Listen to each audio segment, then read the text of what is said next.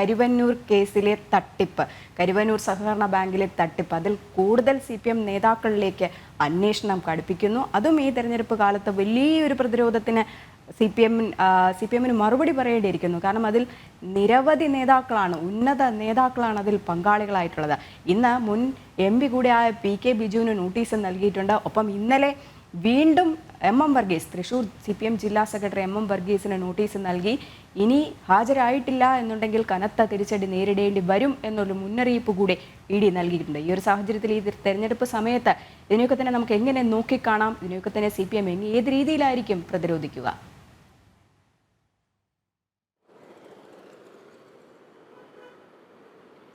രജനി സൂചിപ്പിച്ചതുപോലെ തന്നെയാണ് കഴിഞ്ഞ ദിവസമാണ് MM വർഗീസിന് ED നോട്ടീസ് അയച്ചത്. 4 തവണയാണ് അദ്ദേഹത്തിന് ഇത്തരത്തിൽ ED കേസുമായി ബന്ധപ്പെട്ട നടപടിക്രമങ്ങൾ പൂർത്തിയാക്കുന്നതിന്റെ ഭാഗമായി ചോദ്യം ചെയ്യലൊക്കെ ആവശ്യപ്പെട്ടിട്ടുള്ളത്. അതിൽ അദ്ദേഹം നാളെയാണ് ഹാജരാകാൻ പറഞ്ഞിരിക്കുന്നത്. പക്ഷേ നാളെയും അദ്ദേഹം ഹാജരാകില്ല എന്നുള്ളതാണ് നമ്മൾ പ്രതീക്ഷിക്കുന്നത്.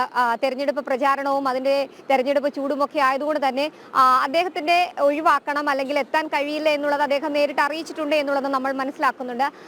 സമാനമായി തന്നെയാണ് പ്രത്യേകിച്ച് ഈ കേസുമായി ബന്ധപ്പെട്ട കരുവന്നൂർ ബാങ്കിലെ പണമിടപാടുമായി ബന്ധപ്പെട്ട CPMന് ചില അക്കൗണ്ടുകൾ അവിടെ ഉണ്ടായിരുന്നു. CPMന്റെ വ്യാജ അക്കൗണ്ടുകൾ, ഒപ്പം തന്നെ CPM പ്രതിനിധികളുടെ അക്കൗണ്ടുകൾ ഉണ്ടായിരുന്നു. ഇതിനൊക്കെ തന്നെ MM വർഗീസിന്റെ അറിവുണ്ടായിരുന്നു ഈ അക്കൗണ്ടുകളുടെ കാര്യത്തിൽ എന്നുള്ളതാണ് ED കണ്ടെത്തിയിട്ടുള്ളത്. അല്ലെങ്കിൽ EDയുടെ നിരീക്ഷണവും അത്തരത്തിൽ തന്നെയാണ്. അതുകൊണ്ട് തന്നെയാണ് ചോദ്യം ചെയ്യലിന് ഹാജരാക്കണമെന്ന് ആവശ്യപ്പെട്ട് തുടർച്ചയായി ED സമീപിക്കുകയും ചെയ്തത്. സ്വാഭാവികമായി തന്നെയാണ് അടുത്ത അന്വേഷണം മറ്റുള്ളവരിലേക്ക് എത്തുന്നത്. ഒന്ന് നമ്മൾ മനസ്സിലാക്കുന്നത്, ആലത്തൂരിലെ MP PK ബിജു, 2 സെക്രട്ടേറിയറ്റ് അംഗം PK ഷാജൻ, കൗൺസിൽ കൂടിയാണ്, അദ്ദേഹത്തിനും നോട്ടീസ് നൽകിയിട്ടുണ്ട്. ഇന്ന് PK ബിജുവിനോട് ഹാജരാകാനാണ് ED ആവശ്യപ്പെട്ടിട്ടുള്ളത്. ഒപ്പം തന്നെ നാളെ ഷാജനും EDയുടെ ഓഫീസിലെത്തി ചോദ്യം ചെയ്യലിന് വിധേയനാകണമെന്നൊരു ആവശ്യമാണ് മുന്നോട്ട് വെച്ചിരിക്കുന്നത്. പ്രത്യേകിച്ച് ഇവർക്ക് രണ്ടുപേരുമായിരുന്നു ഈ കേസുമായി ബന്ധപ്പെട്ട് കരുവന്നൂർ സഹകരണ ബാങ്കിലെ തട്ടിപ്പും പണമിടപാടും ഒക്കെയായി ബന്ധപ്പെട്ട് ഒരു അന്വേഷണ കമ്മീഷനെ പാർട്ടി തന്നെ വെക്കുന്നു. ആ പാർട്ടിയുടെ അന്വേഷണ കമ്മീഷൻ അംഗങ്ങളാണ് ഇരുവരും.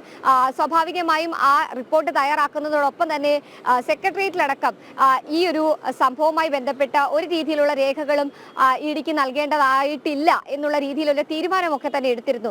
ഈ ഘട്ടത്തിൽ കൂടിയാണ് ഇരുവരെയും ചോദ്യം ചെയ്യാൻ ED വിളിപ്പിക്കുന്നത് എന്നുള്ളതാണ് ഏറ്റവും ശ്രദ്ധേയമായിട്ടുള്ള കാര്യം. ഒരുപക്ഷെ ഇവർ എത്തിയില്ലെങ്കിൽ ED നേരിട്ട് ഇവരുടെ വീടുകളിലേക്ക് അങ്ങാനും എത്തുകയാണെങ്കിൽ അതും വലിയ രീതിയിലുള്ള CPMനെ സംബന്ധിച്ചിടത്തോളം തിരിച്ചടി ഉണ്ടാക്കുമെന്നുള്ളതിൽ സംശയമില്ല. കൂടുതൽ സമ്മർദ്ദത്തിലാക്കിയിരിക്കുക തന്നെയാണ് CPMനെ ED. കരുവന്നൂർ കേസ്, അതുപോലെ തന്നെ മാസപ്പടി, അങ്ങനെ നീണ്ടു പോകുന്നു ആരോപണങ്ങൾ. വിശദമായ റിപ്പോർട്ടാണ് ശാലിനി നൽകിയത്.